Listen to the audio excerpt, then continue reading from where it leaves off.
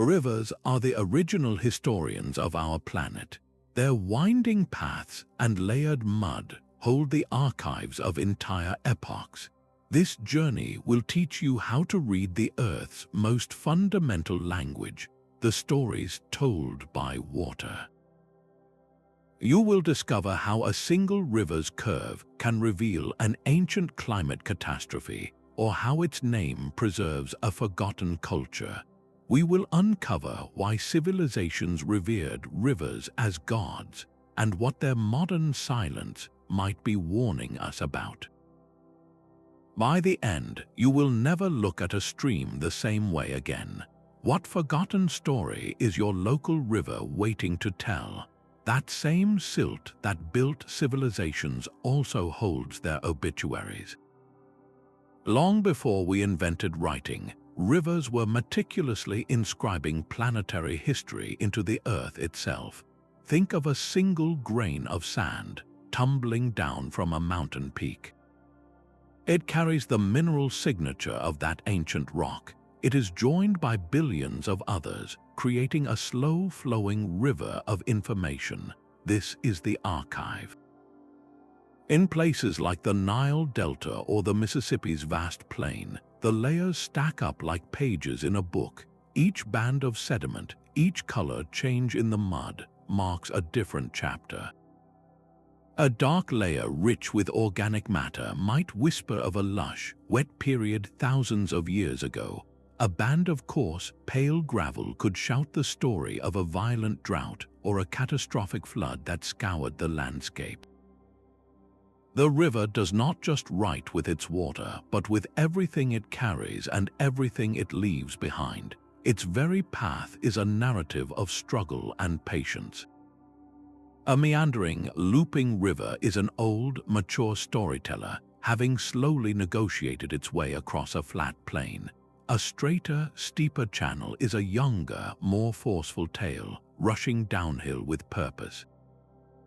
The Grand Canyon is perhaps the most epic volume ever composed, a gash in the planet that reveals rock layers nearly 2 billion years old, each one a sentence in a geological saga written by the persistent hand of the Colorado River. So the next time you stand on a riverbank, ask yourself, what volume of Earth's deep history are you looking at? But how do we begin to read this vast, liquid archive? We start with its most basic vocabulary, the very shape and motion of the river itself. Picture a river's winding course not as a random squiggle on a map, but as a carefully constructed sentence. Each gentle curve, each churning rapid, and each deep, calm pool forms a distinct part of the grammatical structure. This is the language of river morphology, the study of its physical form. A river's width, depth, and the pattern of its channels speak volumes about the hidden forces shaping it from below. For instance, an anastomosing river, with its web of multiple, stable channels weaving through a landscape, tells a tale of a gentle, sediment-rich environment, like a delta patiently building itself into the sea. In stark contrast, a braided river, with its tangled network of temporary islands and channels, shouts a story of immense power and constant change. It speaks of a landscape choked with sediment, of water that alternates between frantic surges and shallow trickles, endlessly rearranging its own bed. Even the water's flow has its own dialect. Laminar flow, where water moves in smooth, parallel sheets, is a quiet, efficient whisper. Turbulent flow, with its chaotic eddies and churning currents, is a boisterous declaration of raw energy, capable of carrying heavier loads of sand and stone. The Amazon River provides the ultimate example. Its staggering volume of water and its labyrinthine network of channels are not just features, they are a direct narrative of the immense rainforest it drains, a story written in water on a continental scale. By learning to interpret these physical words and sentences, we grasp the foundational grammar of Earth's aqueous narratives. This understanding then leads us to the next deeper layer, the stories written not with water, but in the very earth the rivers flow over. The river's physical shape is only the first chapter. To read the full story, we must turn the pages. These pages are made of sediment, the layered mud and sand that rivers deposit over centuries. Each distinct layer is a sentence written in the language of earth and time. This is sedimentology, the study of these deposits, and it gives us a written record far more ancient than any human chronicle. The very size of the grains tells a vivid tale. A layer of fine, silty clay speaks of a calm, slow-moving river, perhaps a wide floodplain where water gently settled. But a sudden band of large, coarse gravel shouts a different story entirely. It is the unmistakable signature of a violent, high-energy event, a catastrophic flood that had the power to tear boulders from the hillsides and hurl them downstream. The color of the sediment is another clue. A reddish hue often points to iron-rich rocks upstream, while a dark, blackish layer is typically rich with decomposed plant matter, hinting at a lush, vegetated landscape from a wetter climatic period. Perhaps the most poignant details are the tiny inclusions trapped within this mud, like pressed flowers in an old diary. Pollen grains preserved for millennia can tell us exactly what trees and crops grew along the banks. The discovery of agricultural pollen in the deep layers of the Nile Delta, for instance, precisely marks when humans first began to farm its fertile plains, rewriting the landscape alongside the river. Experts in paleohydrology specialize in reconstructing these ancient river behaviors. Their work revealed that the bizarre, scarred landscape of the channeled Scablands in Washington state was not carved slowly, but in a geological instant by unimaginably massive floods from a ruptured glacial lake. That entire shattered terrain is one dramatic paragraph written in torrents of water and stone, so the next time you see a riverbank, remember you are looking at a layered archive.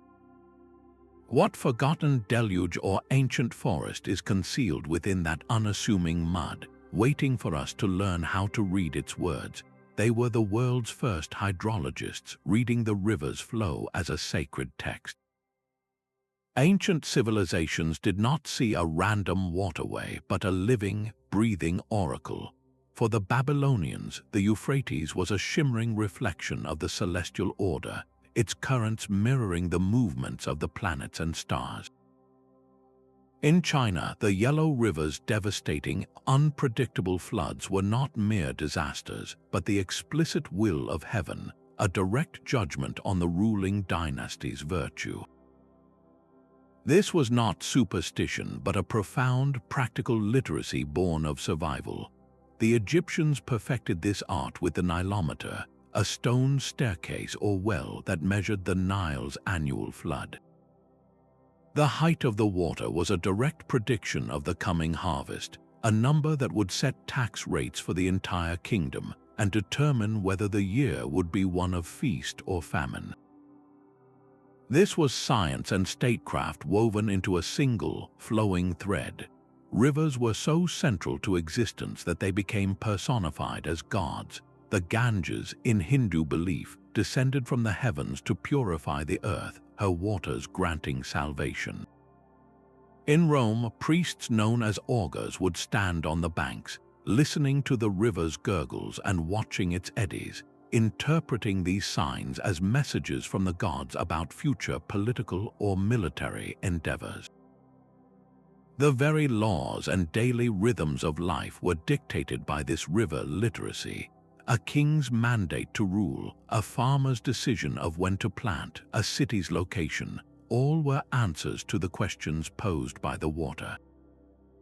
This deep, ancestral conversation is permanently etched into our maps, preserved in the names we gave these waterways, the next chapter of their enduring story.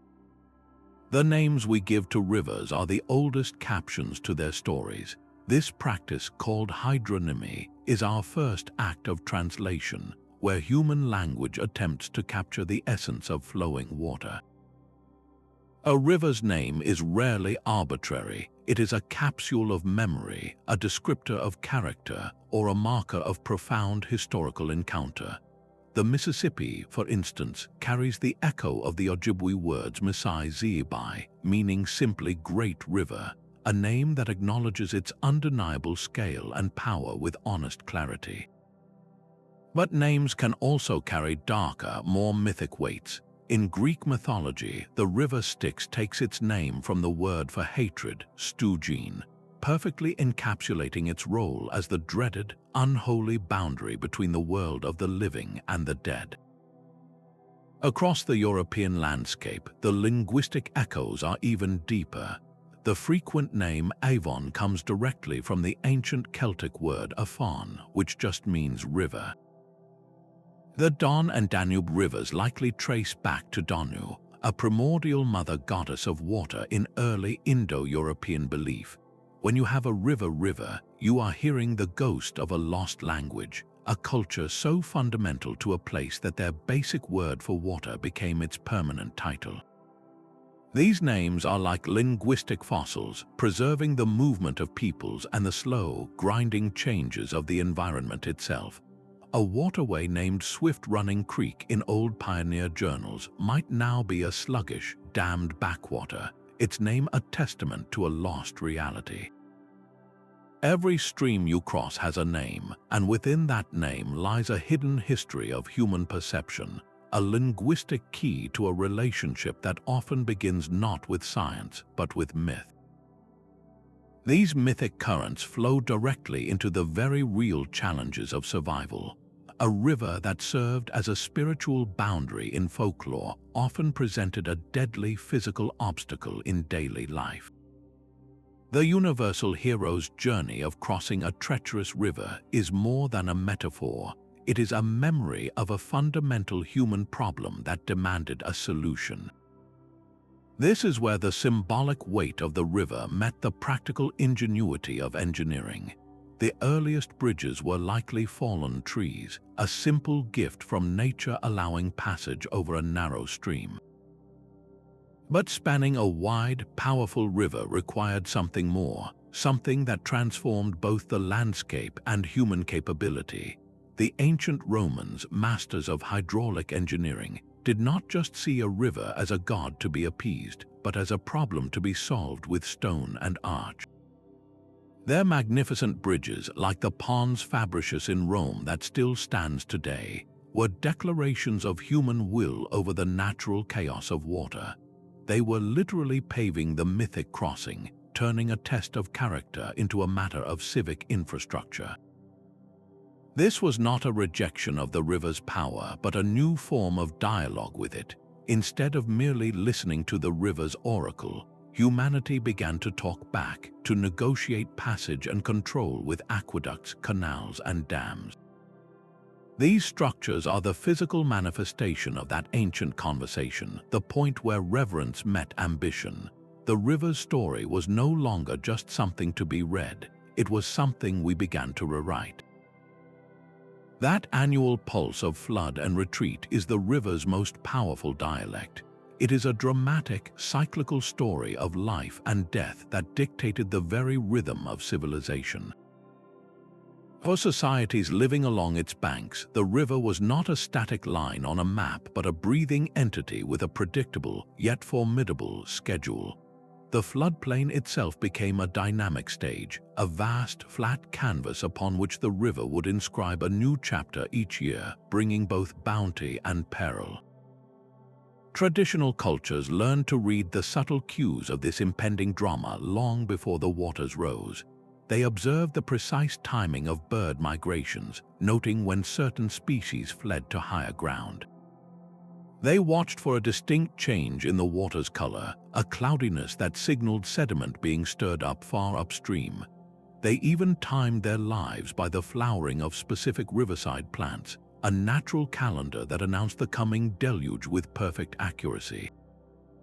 In Bangladesh, the Barsha monsoon season is the ultimate expression of this duality.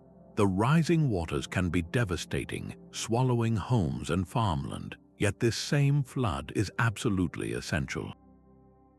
It deposits a fresh layer of incredibly fertile silt across the entire floodplain, replenishing the soil and ensuring the next harvest will be abundant.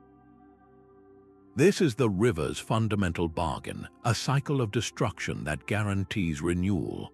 Modern science now deciphers this ancient pulse through different methods. Hydrologists study scars on old riverbanks and analyze the width of tree rings. A wide ring indicates a year of plentiful water and growth, often following a good flood, while a series of narrow rings tells a story of drought and hardship. These natural records allow us to reconstruct ancient climate patterns, revealing periods like the medieval warm period, when rivers behaved differently, or the Little Ice Age, when their flows were constrained. The entire history of a floodplain is one of constant negotiation. Human settlements that learned the river's schedule, that built their lives around its ebb and flow, thrived for millennia. Those that ignored its rhythms or tried to suppress them with rigid concrete walls often found themselves facing catastrophic consequences. The loss of this hard-won seasonal literacy may be a key reason why modern flood disasters feel so shocking and unprecedented. We stopped listening to the river's warnings. This deep understanding of the river as a cyclical guide naturally leads us to see its channel as something more, as the original roadmap that shaped human exploration and the very borders of our world. A river's course was the original line drawn on a blank map.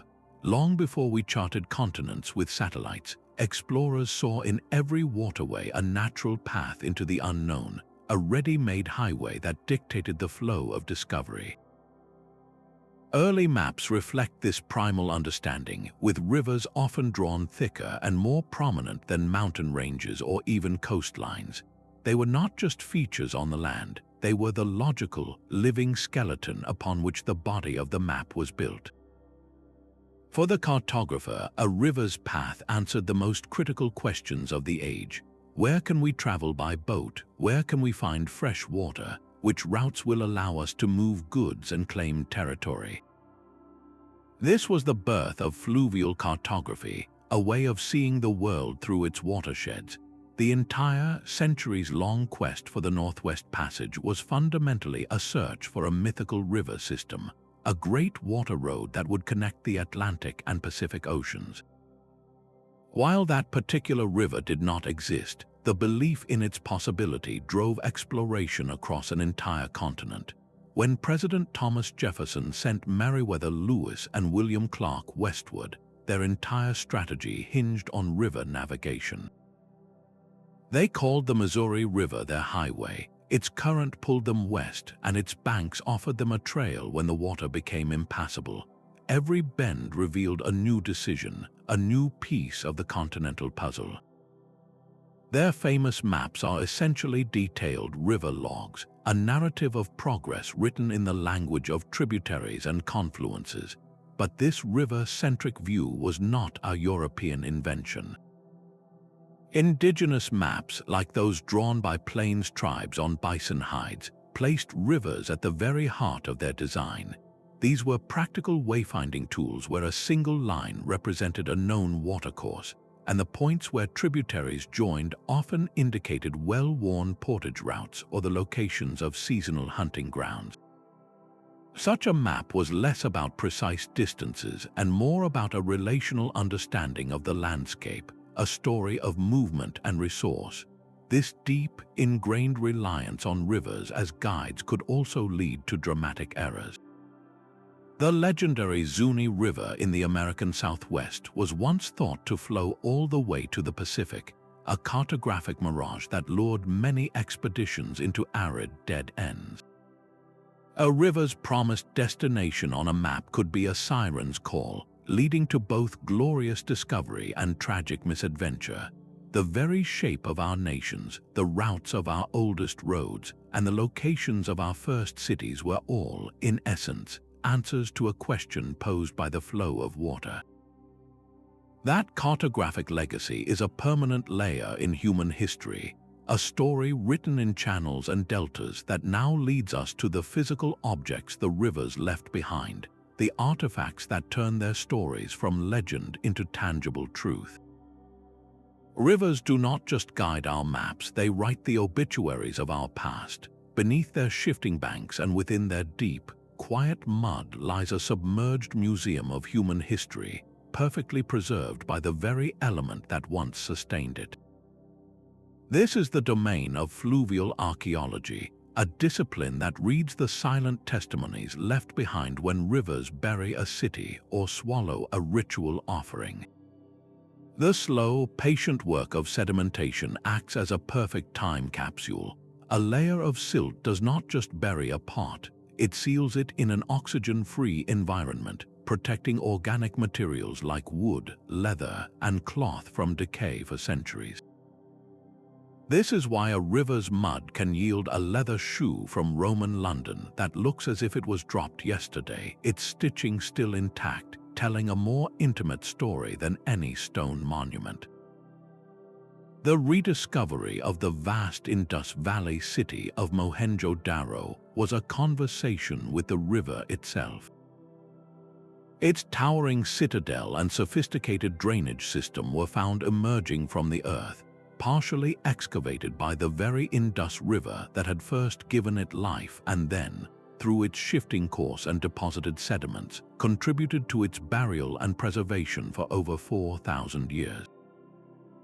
In England, the River Thames is a flowing archive. For generations, its low tide has revealed a staggering collection of artifacts, from Bronze Age swords deliberately thrown into the water as religious offerings to medieval trading tokens lost from a merchant's pocket. Each item is a single word, and together they form sentences about trade, warfare, spirituality, and the mundane reality of life along a busy waterway. Far to the east, the shifting, unpredictable channel of China's Yellow River has repeatedly uncovered the tombs of Shang dynasty rulers, their bronze ritual vessels emerging from the silt to testify to a powerful civilization that rose and fell with the river's moods. In the deserts of Central Asia, the Oxus River yielded the legendary Oxus treasure, a cache of exquisite Achaemenid Persian gold that had likely been hidden during a moment of crisis, waiting in the riverbank for 2 millennia to be found. What does it mean that our greatest repositories of history are not always on mountaintops, but in the mud of riverbeds? These finds are not random, they are direct answers to environmental change. A city buried under thick sediment was likely abandoned after a catastrophic flood. A treasure hoard hidden in a riverbank speaks of invasion or a sudden, desperate flight. The river both creates the conditions for civilization and then, with a change in its flow, becomes the agent of its burial and preservation. So we are left with a haunting question. What other lost capitals, what entire forgotten cultures, still lie hidden and waiting, just beneath the silt of the world's great rivers? This tangible evidence of past human drama stands in stark contrast to the river's other, more subtle record, the one written not in gold or pottery, but in the very chemistry of the water and the air. These silent riverbed archives are not just about human history, they are Earth's own climate diaries. Paleohydrology is the science of reading these diaries, using the physical evidence left by ancient rivers to reconstruct the planetary weather patterns of a distant past. It transforms a dry river terrace or a forgotten meander into a precise climate proxy, a natural instrument that recorded temperature and rainfall from a time before thermometers. Consider the Sahara Desert. From the ground, it is an ocean of sand, but from above, satellite radar reveals the ghostly imprints of immense river channels snaking beneath the dunes. These are the veins of a lost world, evidence that just 5,000 years ago this was a green and humid savanna, crisscrossed by flowing water and dotted with vast paleo lakes. The river did not just vanish, it left its skeleton behind for us to find. On a grander scale, the Colorado River's relentless work in carving the Grand Canyon provides a master timeline. The depth of its incision, the specific layers of rock it has exposed, all tell a story not just of erosion, but of the tectonic forces that lifted the Colorado Plateau and the climatic shifts that provided the water to do the cutting. Even individual events are captured with stunning clarity. A massive log buried in the gravel deposits of a long-dried riverbed can be a time capsule. By analyzing the tree's rings, scientists can not only date the exact year it died, but also determine the specific season a catastrophic flood tore it from its roots and deposited it miles downstream. This level of detail from millennia ago is possible because the river acted as both the force of destruction and the agent of preservation. These long-term records are invaluable. They show us how rivers dramatically shrank during ice ages when water was locked in glaciers, and how they swelled during warm, wet periods, reshaping entire continents. This deep time perspective is crucial because it provides the only reliable baseline for understanding our current climate crisis. The stories written in stone and silt ask a profound question of our modern models. If a river's flow can so precisely chart the climate of a forgotten age, what might its future chapters, now being written by human hands, ultimately say about our own? That human conversation with rivers became a monologue during the Industrial Revolution. We stopped asking the river for permission and began issuing commands. Canals, dams, and concrete levees became our new vocabulary, a language of control written in steel and earth. This was not a gentle negotiation anymore. It was an imposition of our own narrative, a story of efficiency and power that often drowned out the river's own ancient voice. The very grammar of the river was rewritten. Its natural flow patterns, the gentle pulse of sediment moving downstream, the seasonal dance of flood and retreat, all were silenced by our engineering. The Hoover Dam on the Colorado River stands as a monumental example. It tamed a wild and unpredictable force, creating the vast reservoir of Lake Mead to power cities and irrigate deserts. But in that triumph, a vital part of the river's story was severed.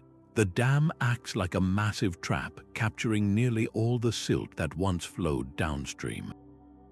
That sediment was the lifeblood of the Colorado Delta, a gritty nutrient that built land and sustained intricate ecosystems. Now the delta starves, its story cut short by a wall of concrete.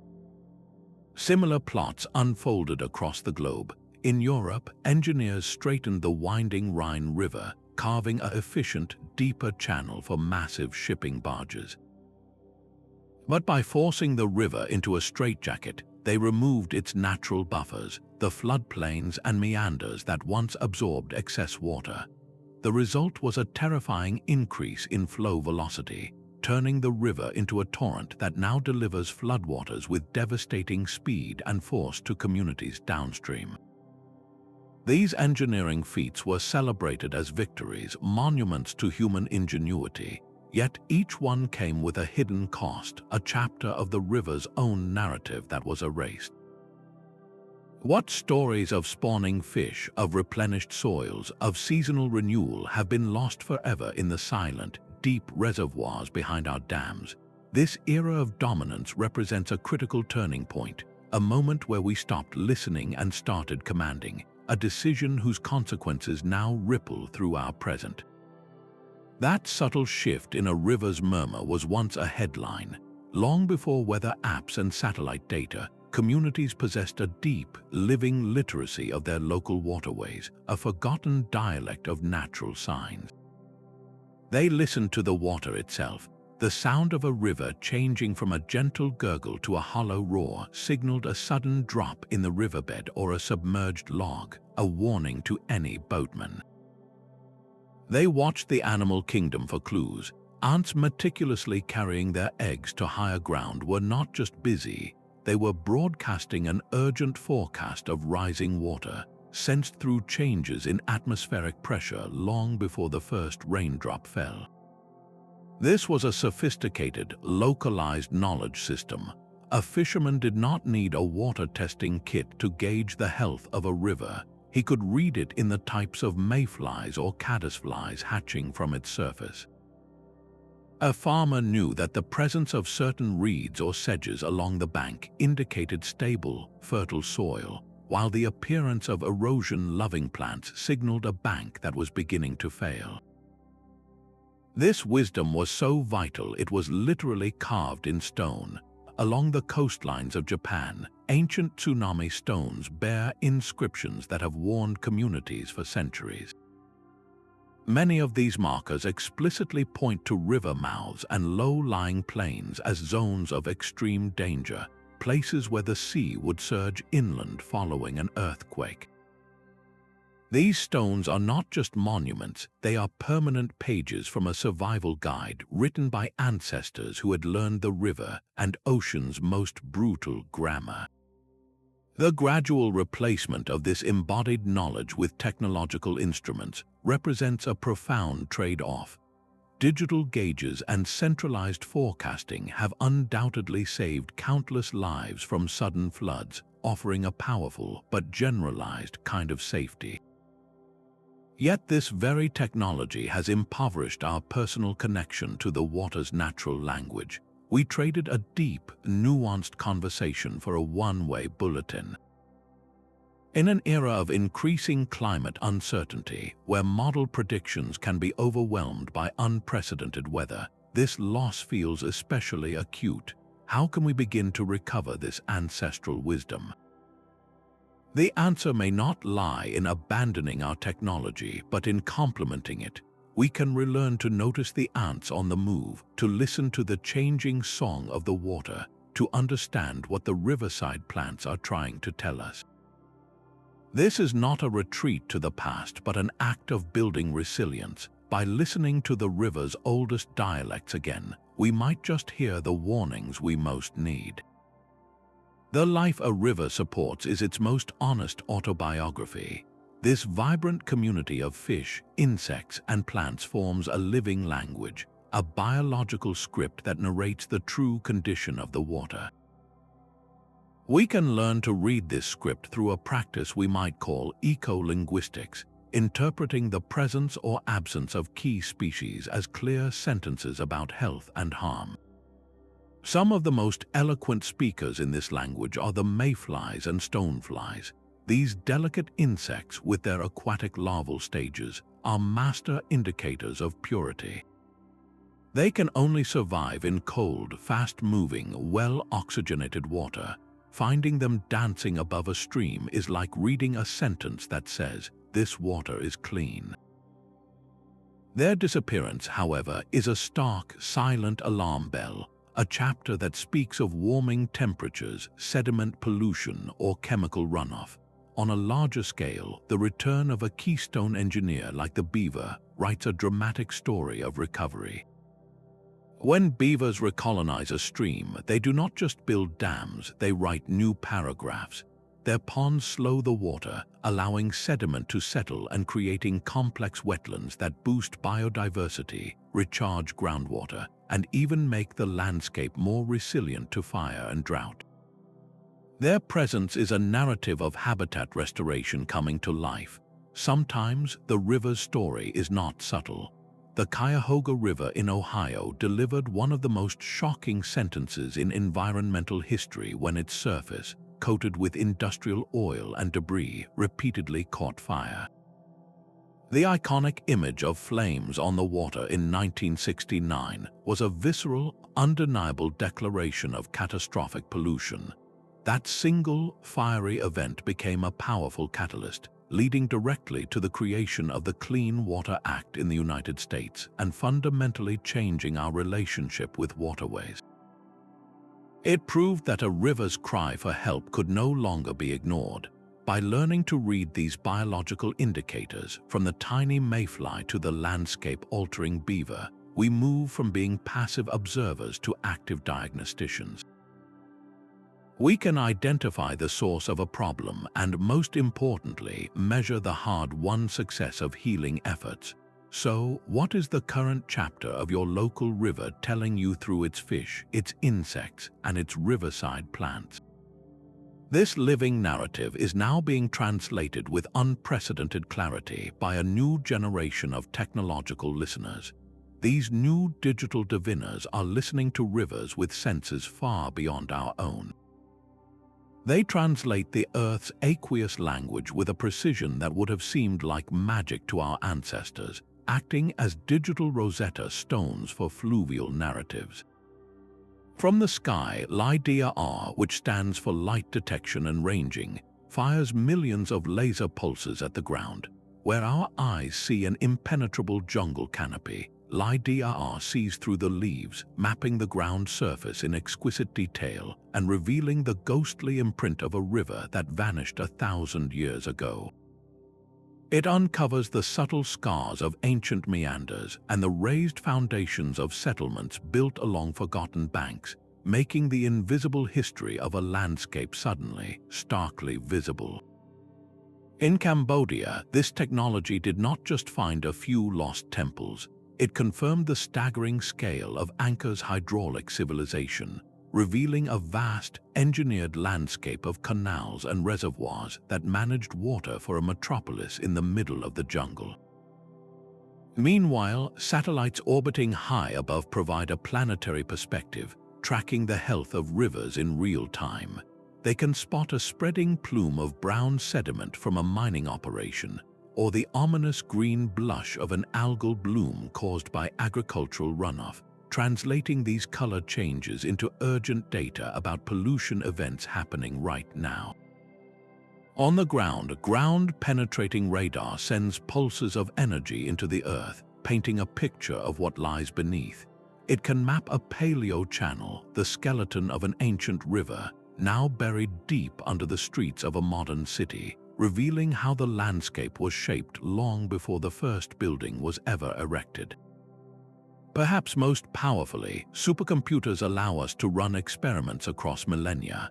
Hydrological models can simulate a river's entire life, testing how a change in rainfall or a rising sea level would have reshaped its delta over 10,000 years, all compressed into a calculation that takes just hours. This is not about replacing the old wisdom of reading mud and stone, but about augmenting it with a powerful new lens. We can now take a local myth about a great flood and search for its geological fingerprint with radar. We can verify an ancient chronicle of a drought by correlating it with a continent-wide climate model. These tools allow us to see the story of water not as isolated events, but as interconnected patterns on a global scale. As these vast new datasets grow, a new translator is emerging. What profound, hidden correlations will artificial intelligence uncover in the endless flow of river data? This technological leap is rewriting our field guides to the planet, just as we need them most to navigate a future of environmental change. Our rivers are now speaking in a language of extremes. The steady, predictable rhythms that define them for millennia are breaking down into a staccato of floods and droughts, a direct translation of our changing climate. This new chapter is not written in subtle shifts, but in violent, undeniable sentences. High in the Himalayas, the glaciers that feed the Ganges and Yangtze are melting at an unprecedented rate. For now, this creates a temporary surplus of water, a booming but deceptive sentence of abundance. But this is a short, frantic paragraph. The long-term narrative is one of deficit and crisis, as these ancient, frozen reservoirs dwindle and eventually fail, threatening the water security for billions downstream. The very character of rainfall is changing too. Climate models predicted more intense, concentrated downpours, and the rivers confirm it. They are becoming flashier, rising from a trickle to a raging torrent in hours, then receding just as fast. This erratic pulse scours away riverbanks, carries catastrophic sediment loads, and overwhelms the aging infrastructure we built for a calmer, more predictable world. Meanwhile, at the meeting of fresh and salt water, a quieter but equally dramatic story unfolds. In the Mekong Delta and other great river mouths, sea level rise is pushing the ocean inland. Combined with reduced freshwater flow from dammed and diverted rivers, this allows saltwater to intrude into the fertile soils of the delta. The river's story here becomes one of salinization, where once fertile fields turn barren, and the encroaching ocean rewrites the boundary between land and sea. This is not a future prophecy, it is a real-time report from the front lines of the planetary water cycle. Our rivers are broadcasting a live feed of instability. So we are left with a pressing question, one that demands an answer not just from scientists, but from all of us. How must we redesign our cities, our farms, and our very relationship with these waterways to comprehend this new, volatile chapter they are writing? To ignore this narrative is to risk being written out of the story ourselves. A river's legal standing is now being argued in courtrooms. This radical idea that a waterway itself can hold rights represents the most direct translation of its ancient language into the codes of modern society. Across the globe, a movement is growing to grant rivers legal personhood, a status that acknowledges them not as property to be owned, but as living, flowing entities with their own inherent rights to exist and flourish.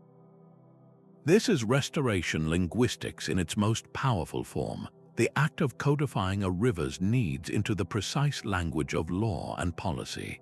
The landmark case came from New Zealand in 2017, where the Wanganui River, revered by the Maori people, was granted legal personhood.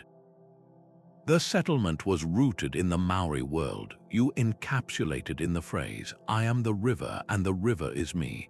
This is not a metaphor but a statement of inseparable identity. The law now recognizes the river as an indivisible living whole from the mountains to the sea, with all its physical and metaphysical elements. It appointed two guardians, one from the crown and one from the Maori tribe, to serve as its legal voice, to speak for its interests in any decision affecting its waters. In a similar groundbreaking ruling, the High Court in India recognized the Ganges and Yamuna rivers as living legal entities, granting them the same legal rights as a human person. This was a response to the profound spiritual status these rivers hold, and a desperate attempt to combat the severe pollution choking them. Yet this legal victory also highlights the immense challenge of implementation. Who exactly speaks for the Ganges? How are its rights balanced against the needs of millions who depend on its water for drinking and farming? These are complex, unanswered questions. At its heart, this legal shift marks a dramatic evolution in our relationship with rivers. We are moving from a narrative of domination, where a river is a resource to be controlled, to one of partnership, where we act as guardians for a living system. It acknowledges that a river has its own interests, a story it needs to tell. Its right to flow unimpeded, to be free from poisoning, to sustain the complex web of life within it. These are the clauses now being written into its new legal biography. This concept resonates deeply with indigenous worldviews that have never separated humanity from the natural world.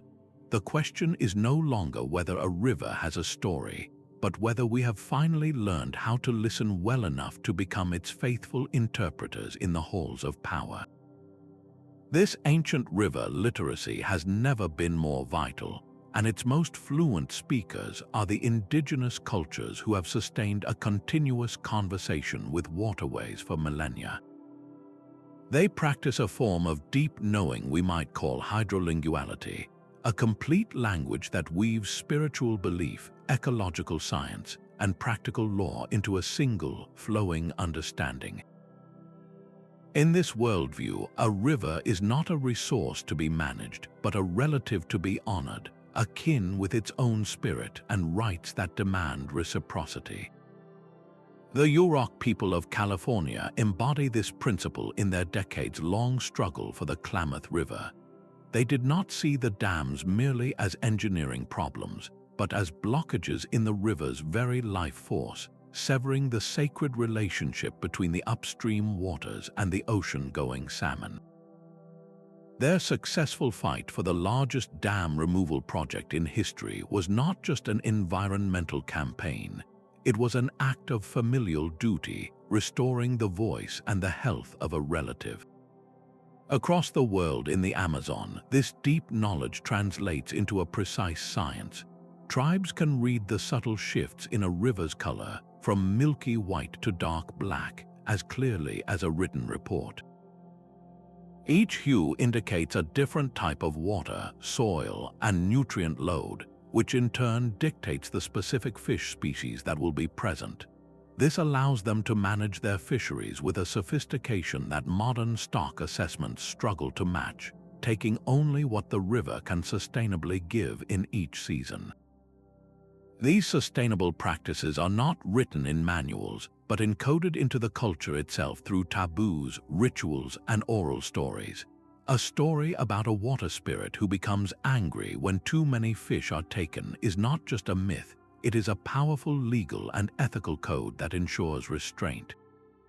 Ceremonies that offer thanks to the river before a harvest are acts of reciprocity, a crucial acknowledgement that life comes from a gift, not a right.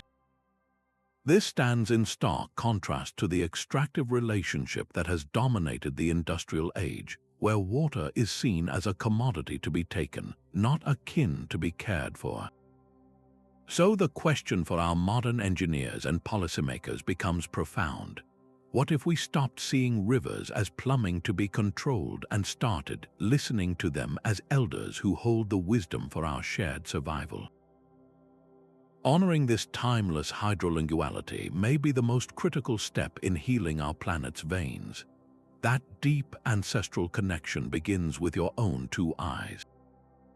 You do not need a degree in hydrology to start a conversation with the water flowing through your own community.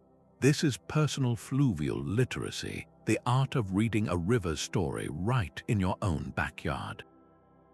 Find a local stream, a creek, even a drainage ditch that carries water after a storm, and simply watch. Notice the water's color. Is it a clear, tea-stained brown from tannins leaching from fallen leaves, or is it an opaque, murky gray from suspended clay? That color is the river's opening sentence, telling you about the land it is draining. Observe the shape of its channel. Are the banks steep and crumbling, or gently sloping and green with plants? A steep, undercut bank speaks of a river that is actively eroding and losing its land, while a newly formed sandbar at a bend is a clear statement of deposition, where the current has slowed and decided to drop its load of sediment.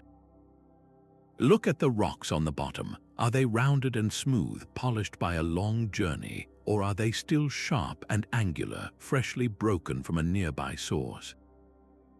The very texture of the riverbed is a page in its geological diary. Make this a seasonal ritual. Visit the same spot after a heavy rain. You will witness the river's personality transform. The gentle flow becomes a churning rush, the water turns thick with mud, and the quiet murmur rises to a powerful roar. This is the river writing in bold, showing you its capacity for power and change. You can deepen this relationship through simple, mindful practices. Sketch the river's course in a notebook, forcing yourself to notice every curve and ripple. Keep a journal noting the water level, the insects you see, the sound it makes on different days. This act of observation is not passive, it is the first step in learning a language. Your observations can then become action through citizen science. Programs worldwide invite people to monitor water quality by testing for basic factors like pH or turbidity, or to report pollution when they see it. This transforms your personal curiosity into a vital piece of community data, helping to protect the waterway you are learning to understand.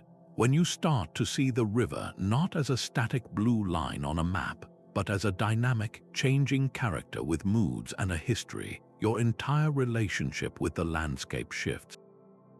So the next time you pass that familiar stream, pause for a moment and listen. What is the first sentence of the story it is trying to tell you? The most powerful translation of a river's story emerges not from a single expert, but from a chorus of community voices. This collaborative effort, often called community or citizen science, transforms individual curiosity into a collective intelligence that decodes entire watersheds. It creates a distributed network of readers, each one monitoring a different paragraph of the river's long narrative. Through simple, accessible tools, everyday people become the river's scribes. Platforms like the Creek Watch app allow anyone to instantly report on the water level, the amount of trash they see, and the overall flow of their local stream. Each of these individual data points is like a single word, but when gathered together, they form powerful sentences and chapters about the health of a watershed, revealing pollution patterns or the positive impact of a new conservation effort. In countless urban areas, this data collection is paired with direct action. Community groups organize clean-up days, pulling shopping carts and plastic waste from the water, and they host planting events, reintroducing native vegetation along the eroded banks. This is not just maintenance, it is an active act of rewriting. They are literally editing the river's story, transforming a chapter of neglect and decay into a new narrative of care and recovery. The ongoing, dramatic revitalization of the Los Angeles River stands as a monumental testament to this power. For decades, it was written off as a mere concrete flood channel. But a coalition of artists who saw its potential for beauty, activists who fought for its ecological soul, and local neighbors who simply wanted a green space to enjoy, began a collective campaign to reimagine it. They are slowly but surely helping to rewrite its identity from a sterile conduit into a living, breathing ecosystem once more. These grassroots narratives, built from thousands of small actions and observations, accumulate undeniable force. They provide the tangible, local evidence needed to influence city policy and secure millions of dollars in funding for large-scale restoration projects. A spreadsheet of water quality data collected by volunteers can be the most compelling testimony at a city council meeting, so the question becomes a personal invitation. How will you add your own observation, your own voice, to the collective story of your watershed? This shared endeavor proves that understanding the language of rivers is not a solitary academic pursuit, but a fundamental communal responsibility, one that beautifully bridges the gap between traditional knowledge and modern science.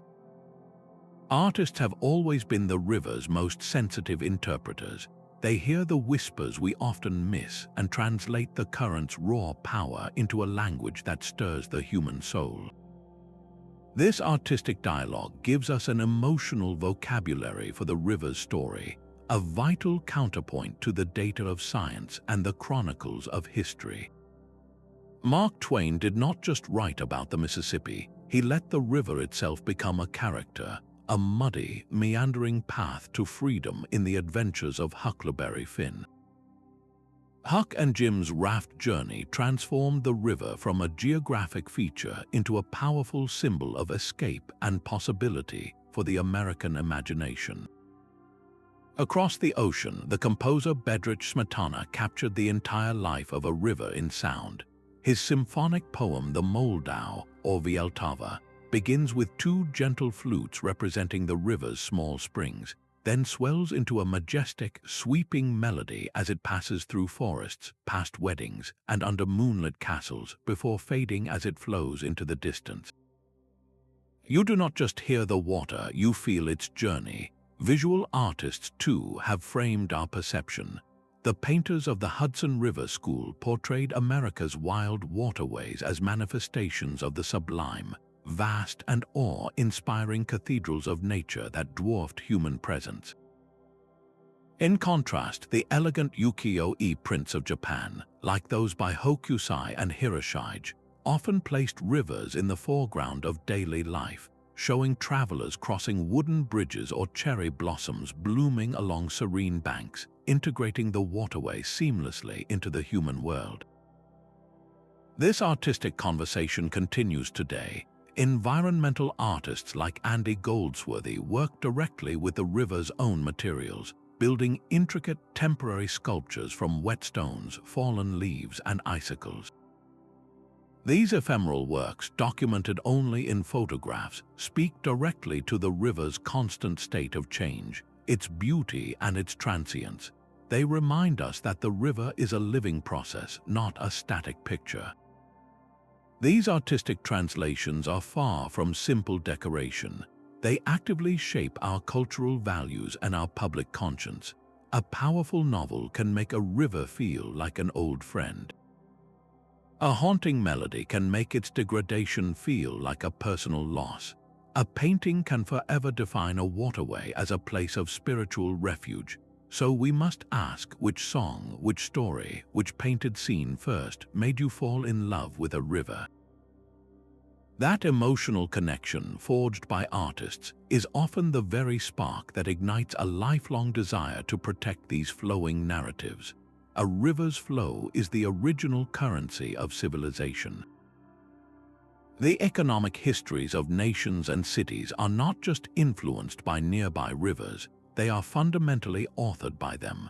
These waterways drafted the first trade routes, selected the locations for our greatest industrial hubs, and ultimately wrote the fortunes of urban centers across the globe. The Thames did not just flow past London, it built the city into a global port, its tidal waters carrying the wealth of an empire into the very heart of its docks. Across Europe, the Danube served as a liquid highway connecting diverse cultures from the Black Forest to the Black Sea, its currents a conduit for salt, silver, and ideas. In Southeast Asia, the Mekong River supports one of the world's most productive inland fisheries, a sprawling, natural economic system that feeds tens of millions and dictates the daily rhythms of life. But this river-scripted prosperity is a story with two sides. The same waters that grant life can just as easily revoke it. The slow, inevitable silting of the Tigris River, once the lifeblood of Mesopotamia, gradually choked the harbors of mighty cities like and Uruk, contributing to their long decline as trade routes silted over and agricultural lands faltered. In China, the Yellow River's nickname as the Sorrow of Han is a grim economic headline. Its catastrophic, unpredictable floods have repeatedly rewritten the landscape, drowning harvests, displacing millions, and directly triggering the collapse of dynasties that failed to control its wrath. Human ambition, of course, sought to take up the pen. The colossal engineering of the Suez and Panama Canals were nothing less than audacious attempts to rewrite the planet's trade narrative. These artificial rivers bypassed entire continents, connecting ocean basins and river systems to create shortcuts that reshaped global markets and redefined economic power overnight. A city's reliance on its river is a constant variable in its economic equation. A navigable waterway means lower transport costs, a steady water supply for factories, and a direct link to the world. But when that river shifts its course, when its waters become too polluted for industry, or when new trade routes make its path obsolete, the economic foundation can crumble with startling speed. So we must ask, what does the current economic reliance on a river truly say about a region's future resilience in a world of climate change and shifting global connections? This economic dimension reveals that the stories of water and human prosperity are not just linked, they are a single, flowing narrative of booms, busts, and profound vulnerability. The narrative of every river is now entering its most uncertain chapter. We are moving into an era where the ancient language of water will be reshaped by artificial intelligence, ecological restoration, and our own ethical choices.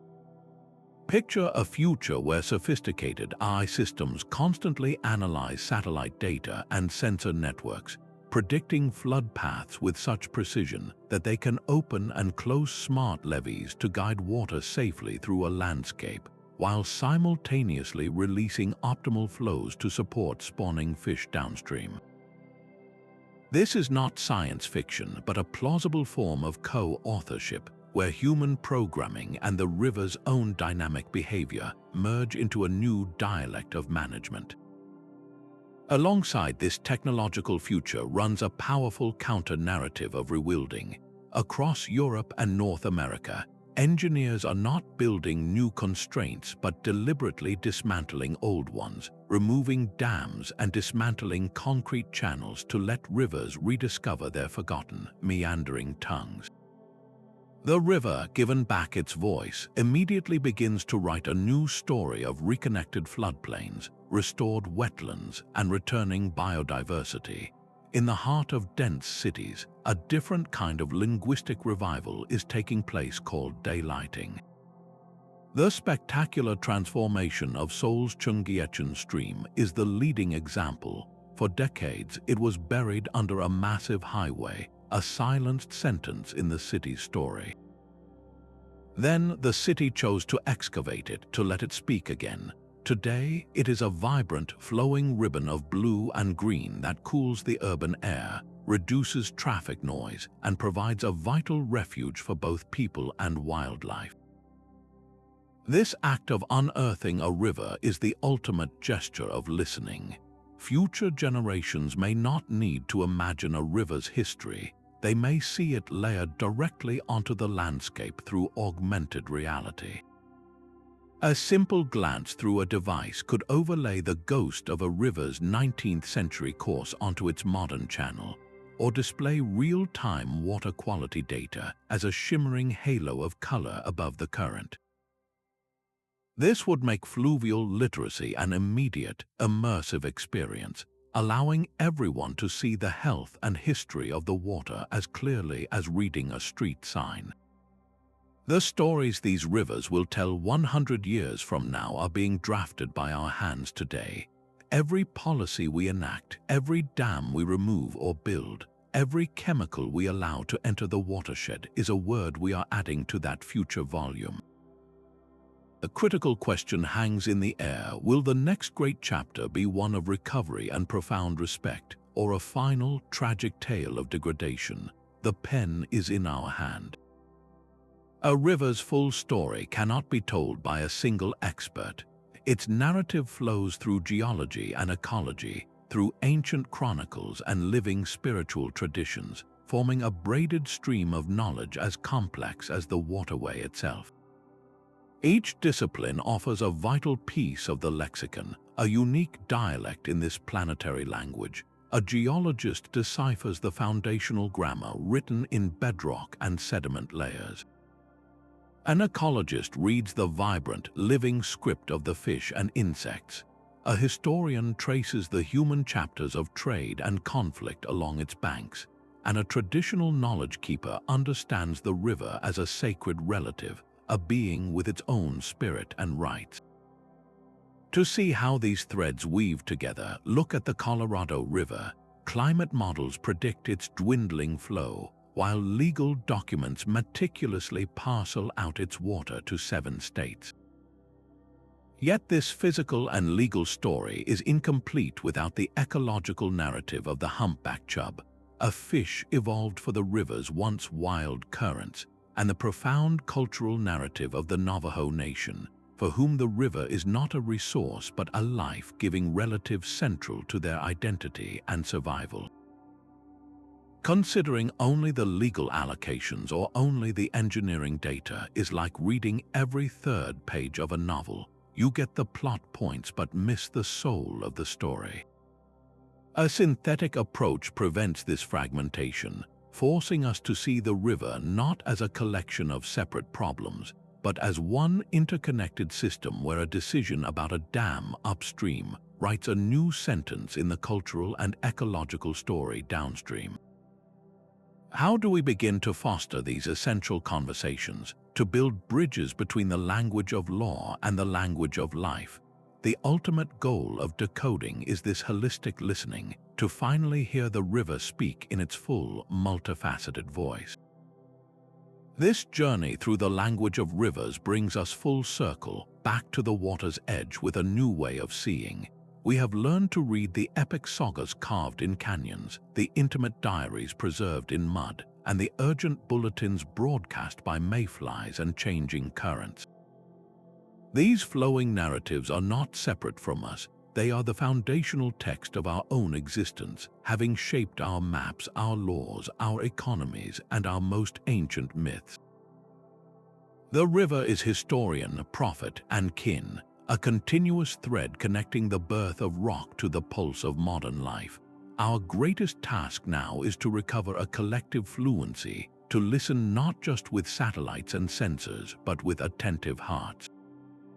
This is not a passive reading, but an active, reciprocal relationship. We are being asked to respond, to participate in the story with humility and care. So find a stream near you, sit on its bank and watch the light dance on its surface. Notice the shape of its channel and the life along its edges. Let its current pull you into its narrative. What is the first chapter your local river is whispering to you? We would be honored to hear what you discover. Share your story in the comments and join us as we continue to explore the world's deepest mysteries, one flowing word at a time.